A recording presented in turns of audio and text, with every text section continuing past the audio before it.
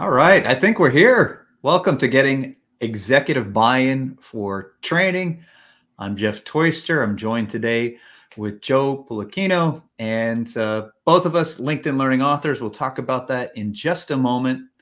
But we're here to answer your questions about getting buy-in for or executive buy-in for training. So we'll start in about 1 minute. But first, Joe, how are you? Welcome. Great, Jeff. How are you? Good to be here today. I'm doing awesome. I want to explain for everybody who's just tuning in, and Joe, I promise this isn't a slight. Both of our schools are in the hockey version of the Final Four starting today. We're not playing each other, but we might if our teams win. I'm a huge Boston University fan. Joe's a huge Boston College fan. Right. And so I'm repping Boston University. They're both teams are playing in the semifinals today. So that's why I'm wearing this jersey. Joe, I appreciate that you're not wearing Yeah, if only I had known. Boston College jersey. Makes it a lot easier for me to have this conversation with you right now. But for those of you who are just joining us, a couple things I can share with you. We're answering your questions and having a conversation about gaining executive buy-in for training. And if you would like us to answer a question and you are tuning in live, then you can leave a comment and we'll try to get to it during our discussion today. If you happen to be watching the replay, then you can still leave a comment and we'll come back and check on those periodically over the next few days and try to answer your questions there as well. So we're here to have a discussion about getting executive buy-in for training.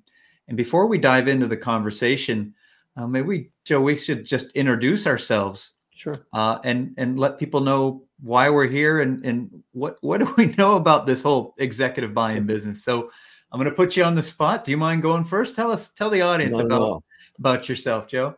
Thanks, Jeff. So our cross have passed because we're both, as you said before, LinkedIn Learning authors. And our courses cover many topics around learning and development. And my courses come out of, now over 25 years experience as a learning and development manager, leader, executive, running all kinds of training programs, programs for customers, programs for internal audiences, subjects ranging from sales training and product training to compliance and ethics. And also have along the way have had a lot of opportunity to work with learning technologies as solutions. So all of that gets wrapped into my 3 courses on learning design, instructional design, and now the latest course on leadership skills for learning and development professionals and managers. And it's exciting to see the latest course come out. As learning leaders, we don't always develop our own leadership skills, yet it's essential. We'll be talking about one of those skill sets today. To share a quick background about me with everybody, Joe, it's very similar to yours. I started in the corporate learning world and have run training departments before branching out on my own. And like you, I have a number of LinkedIn Learning courses focused specifically on training and instructional design. And I've also mentored trainers for many years. And so some of what we'll talk about today, I know I'm having these conversations even now with learning leaders about how do they develop their own skills? How do they influence? And perhaps most important, we heard this, how do I get a seat at the table? Mm-hmm. I've heard learning leaders talk about this for more than 20 years. And I think this conversation will help today. So again, if you're just tuning in to this conversation, we're excited to have you. If you have a question about getting your leadership team to buy into training, you can share that as a comment, whether you're watching this live or you're watching the replay, and we'll do our best to answer some of your questions. I want to start though, Joe, and ask you to comment on a particular question. I think that one of the biggest challenges to getting buy-in is how do we connect whatever training we're doing to the business and the business needs? And for me, that starts with needs analysis. But I also know as a learning leader that a lot of times our executives are in such a hurry, they want us to skip that part and just start training, whatever that training is. So in your experience, how do you get support for doing a needs analysis? Well, yeah, a great place to start. You know, as I've been thinking about this question of how do you get executive buy-in for training programs, I started to think about maybe the question is how to get executive buy-in for the right training programs. Because all too often, executives will say, hey, we need training for this, but what training is actually needed has not been thought through.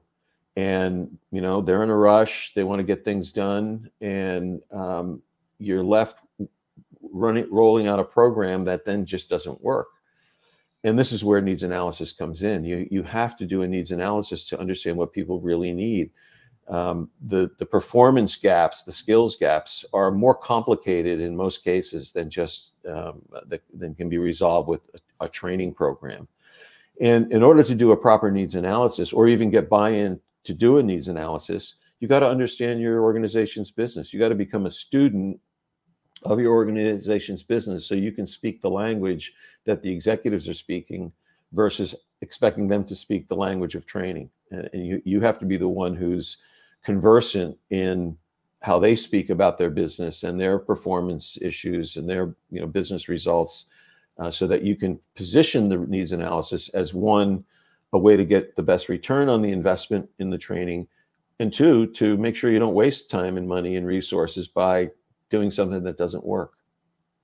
I think you're right about it. It's really the right training. I'm sure people are tuning in can relate to this. And Joe, in your experience, I don't know if you've had this. A lot of trainers, the initial request comes to them. It's give me X training for Y amount of hours. So, give me. I need leadership training in 2 hours, and it's got to be next Wednesday. It's very prescriptive without really talking about what problem we're solving, or why it's that topic and why it's that amount of time. Or right. And oh, by the way, here's the content that you need to put in exactly. The training. Here's the content. Yeah. Or I need an e-learning module on this, and you've got to create it by next month. Or I feel like the request naturally pulls us away from the needs analysis. And the other pushback that I've gotten is there's an assumption sometimes when you bring up this idea of a needs analysis that it's some sort of 6-month study program. And I've always been able to accomplish a pretty robust needs analysis within days or weeks. And it's usually depending on the business, not on me wanting to drag my feet. For those of you in the audience, you're wondering, well, okay, well, how do I get that executive to sign off on it?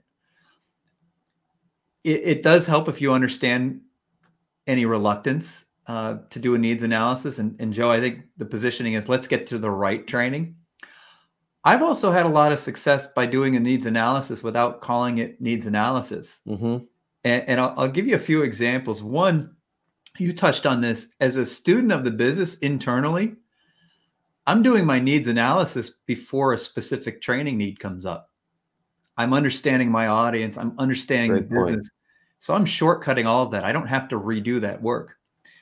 The second thing that I do is if I'm told, okay, we don't have time for this, then I'll say, okay, well, I still need to observe the work being done so that I can formulate the training.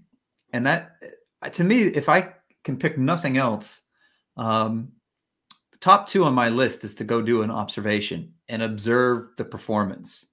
And so I just call that preparation. Yeah. And the third thing is, it's similar to that, is I often will just call it something else. For example, when I would get training requests, I would start my needs analysis without calling it a needs analysis by asking the sponsor questions, like basic questions. Why do you want to do this training? How will you know if this training is successful? Are there any things besides training that you think might be contributing to performance? Those are needs analysis questions. I'm just getting them from the sponsor. So sometimes you have to be a little sneaky when you're trying to do this.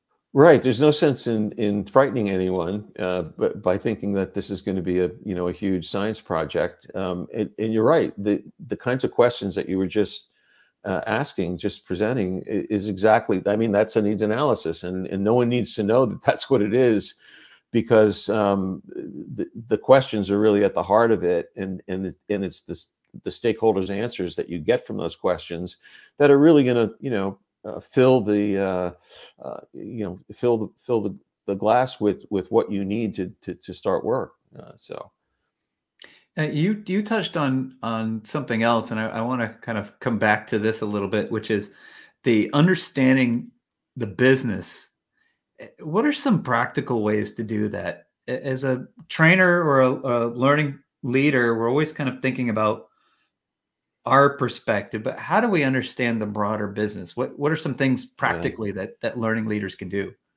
So yeah, you need to take a very proactive approach with this, and make it your responsibility to learn your business, to develop the business acumen that you need to be able to have strategic conversations with leaders who are in other areas. How do you do that? Well, first of all, like I said, be a student of your own company's business. Read the annual report. Read the different other communications that the company makes to the outside world that are on their website. Maybe they publish a corporate responsibility report. Look into the news around your company and your company's interest in your company's market and industry, and you'll start to develop a sense of what's the context that all of this is working in. Another important thing to do internally is talk to the other leaders. What are the issues that the sales VP faces? What are the issues in HR? What's going on with the workforce recruitment? So these are all things that you can be doing, whether it's internal conversations or your own study and research outside, that will make you a more credible, authentic leader in the organization, one whose opinion is respected because you've taken the time to learn what your company, what your organization actually does, and what makes it successful. I think it's a different way of approaching it, because as learning leaders, we often think about, well, how do I sell this program? But really, we should be doing it the other way around. We should be having those conversations with leaders, particularly, and going to them and saying, tell me more about this initiative. Or during budgeting time, I always reached out to my executive leaders during budgets and say, what's going to be your strategic priority for the coming year? Mm-hmm. How can I help you support that? And when you're able to come to them and say, what do you need for you to be successful? Then you don't really have to sell much, because they'll tell you, well, if you could help me with this particular initiative. And I'll give you an example from my experience as a training director. Developing pipeline talent was always a challenge. I was part of a growing company. We're always worried about, where do we find the next leader? And more than 90% of our leadership positions were filled internally, because the conversation that I had literally every week with executive leaders was, what's in your pipeline? Mm-hmm. What do you see as the next step? How can I support that? And so I didn't have to sell leadership development. I was really bringing them a solution to a problem they knew they had. Exactly. And that was a much stronger reception than, hey, I've got a bunch of classes I've come up with, or a bunch of e-learning modules. Would you ask your people to take them, please? It's a tough sell when you approach it that way. Absolutely. Absolutely. The thing is that the more that you come at this from the standpoint of, well, maybe there's a training solution involved here, but we don't know yet. We need to know really what your performance issues are, what your business issues are, what problems you have, where training could be a part of the solution. And you're always in much safer ground when you're in the conversation from that point of view, because you're not being an order taker or a box checker. You're actually being asked to think through strategic objectives that the company has, and how you can bring something to the table that's going to satisfy that need. Absolutely. If you're tuning in today for the live stream, I just want to remind you, if you have a question about getting executive buy-in you'd like Joe or myself to answer, share it as a comment. And if you are watching the replay, go ahead and share your question as well. We'll come back to the replay and try to answer some of your questions. But Joe, I want to move on to another question. I think this is a challenge for learning leaders: is how do you spend money on yourself?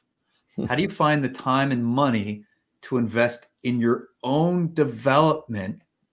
How do you get the budget for that? And so what advice do you have for our audience that they're trying to develop their own skills as a learning leader? Well, the first thing is that you have to, as they say, eat your own dog food, right? You have to take responsibility for your own development. Maybe your organization is one that is kind of advanced in terms of its the way it offers training and development opportunities for you. But in most cases, you're going to find that unless you take responsibility for yourself, you're going to come up short. And so the very first thing is to not only with you, but with your employees in your learning and development team, assuming that you're a manager or leader, is to start by really being clear about what your growth objectives are outside of your job role. There's what you need to know to do your job, but then there's what you need to know, what skills you need to have to fulfill yourself professionally and personally. And you have to be in touch with that. You have to know, and it doesn't necessarily have to be something that is directly related to your job. It could be, I want to learn a language, or I want to learn how to play a musical instrument. It's the mindset of how am I developing myself in all the ways that are possible.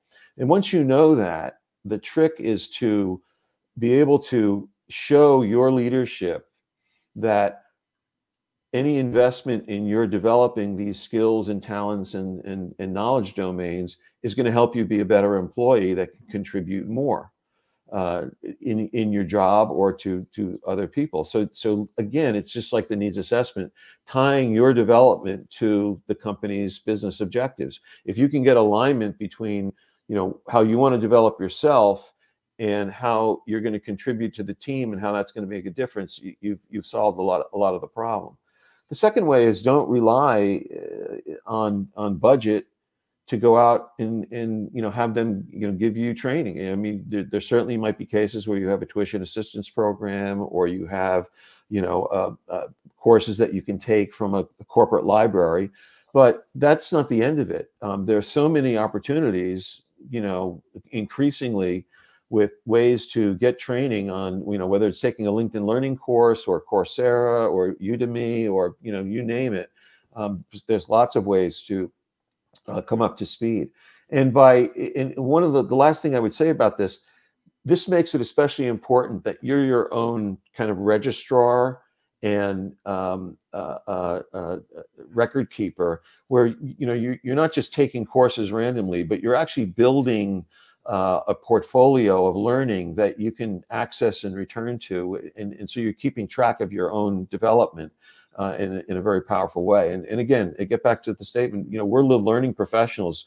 This is what we do for other people. We should do it for ourselves first and foremost. It's like in the air, the airplane, put your mask on first before, let's learn first for yourself.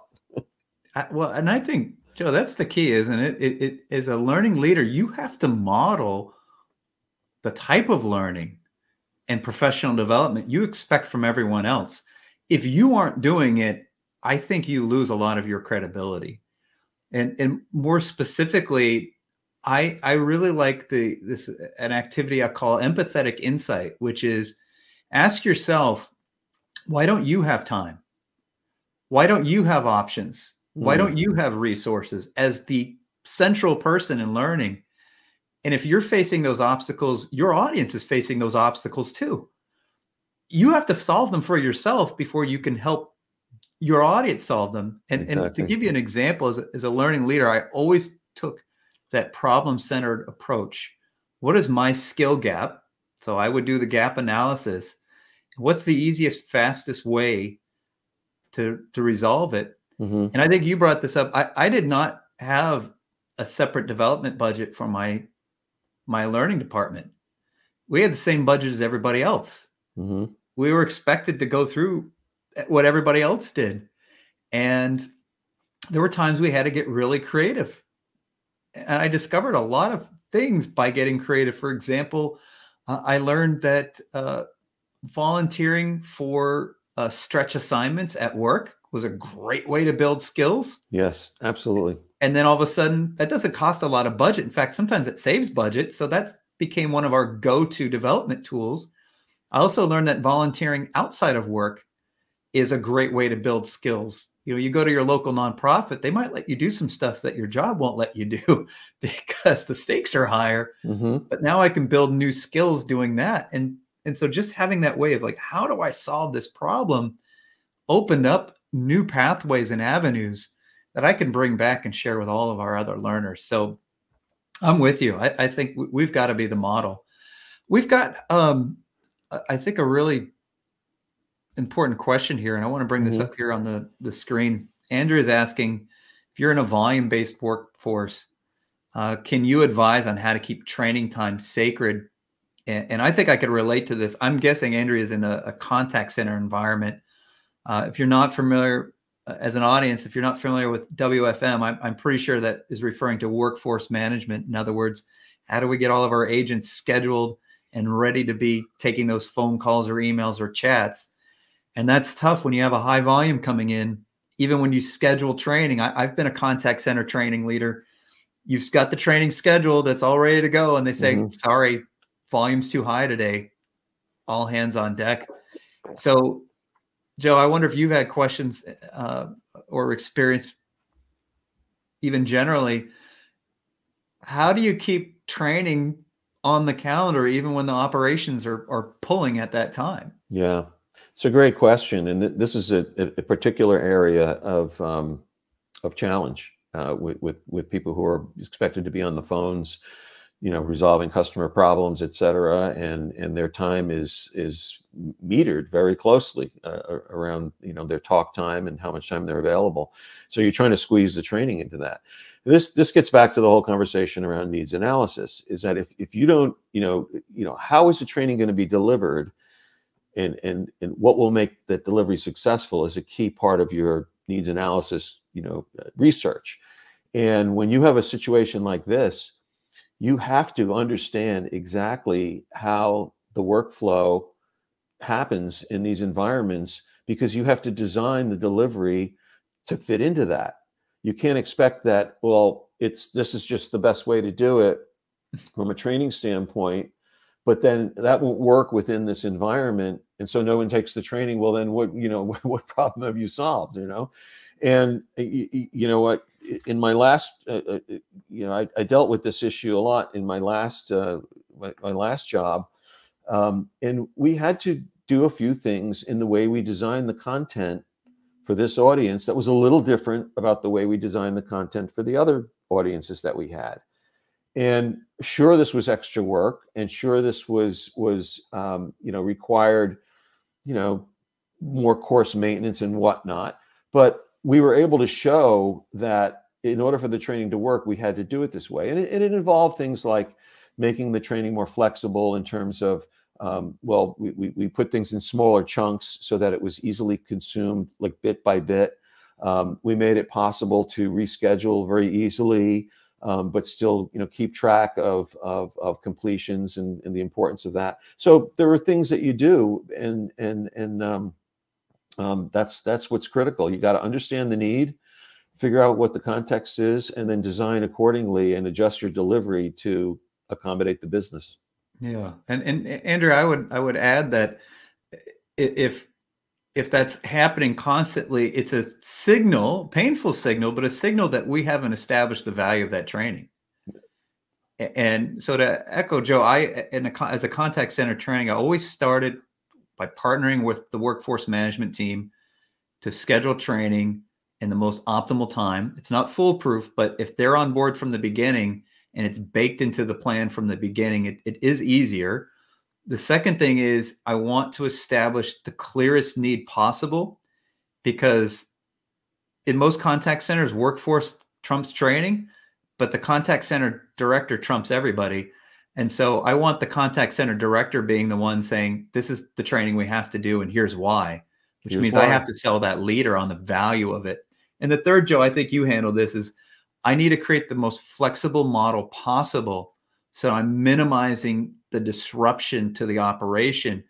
And I can tell you, I've been given some of those mandates from workforce management, and I've come back to them and said, well, what if we made our training more efficient? And I actually have been able to cut training time by 50%, but make it better, because I was given the challenge of being really specific, really flexible, hyper targeted to the audience. And so sometimes as a learning leader, you have to embrace that challenge to say, well, how can I just prove that this training is fantastic? So it's a great question. And I think that's those are some of the ways we can tackle it. We've got another question here from Tiffany, and this is a kind of a two-parter. How do you show the value of soft skills that aren't directly related to KPIs? And Joe, I'm sure you have some thoughts on this. I have some strong opinions about the word soft skills. I don't think people know where this term comes from, and I think we need to stop using it. The term soft skills came from trainers who did not want to do upfront work. So we used to call everything skills, but skills were things that you could observe and measure. I can observe and measure whether or not you can operate the machine or use the software. I can see the result. But there are certain types of skills it's harder to define. For example, what is empathy? How do I know what empathy looks like? And how do I measure it? That is much more difficult. So trainers started taking the easy way out to say, I'm just going to call it soft skills and we'll talk about empathy, but we won't measure anything. And at the end of the module, well, maybe there's a quiz, but I can't really prove what you learned or how you can apply that. If we take that approach off the table and say, if I'm going to train you, I have to be able to define the skill, observe it, and measure it. Then we go back and say, well, now I can relate it to KPIs. I can relate it to the business. And I'll just use empathy, for example. What if I told you that empathy led to a lot of great business outcomes? We just had a question about a contact center environment. It turns out that good empathy skills lead to shorter calls. Good empathy skills lead to more satisfied customers. Good empathy skills lead to better customer retention, higher average order value, and more repeat business. So if I can draw those connections and make them really clear, it is far easier for me to get support for the training. It's far easier for me to demonstrate the value of the training. So my advice, Tiffany, is take soft skills off the table and make them just skills. But Joe, all right, I'm talking a lot. What about you? That's okay. Yeah, no, I agree with you because, and I agree with you with how this evolved, because it became, well, these are the skills that we really can't measure. So they're in that bucket, when in reality, you should be able to measure any skill, and you should be able to clearly define how it does drive a performance objective. You know, just like you said, you know, like, what is empathy? Well, we can clearly define what empathy is. We know what it looks like. We can help people to learn how to be empathetic, and, you know, we can give them exercises and whatnot to do that. And then we know we can figure out how empathy actually, like you said, if you're more empathetic, you're going to have shorter calls, and that's a goal. And I think you can do that with just about any skill. When we set about with the work of translating for this course, for my new course, translating the job postings, here's what the skills we're looking for. And, you know, if you read the job, there's all the skills. And so what we did was, well, we tried to define at the outset of the course, why are these skills important? How would you, as a learning and development leader, use a skill like communications or project management, or, you know, any of these, and say, oh, here's the application of it. against real objectives. So I would agree with you saying, and Tiffany, I think the answer is know how to measure the skill, know how to connect the skill to an actual objective, and if you can do those two things, people will buy in. But you have to do those two things. That's part of the needs analysis. Oh, that's great stuff and great questions. Yeah. I don't know how this happened, Joe, but we are out of time. Wow. We've had a great conversation, some great questions. So I just want to ask you very quickly. We talked about some of your courses. We both have LinkedIn Learning courses. And so just to take us out, I think this is an easy way to leverage a very inexpensive or sometimes free resource. Tell us about the new course. Okay. Well, the new course, as I said, came about because LinkedIn Learning wanted to do to help L&D professionals, managers, upskill their leadership skills, retool around a broader range of leadership skills.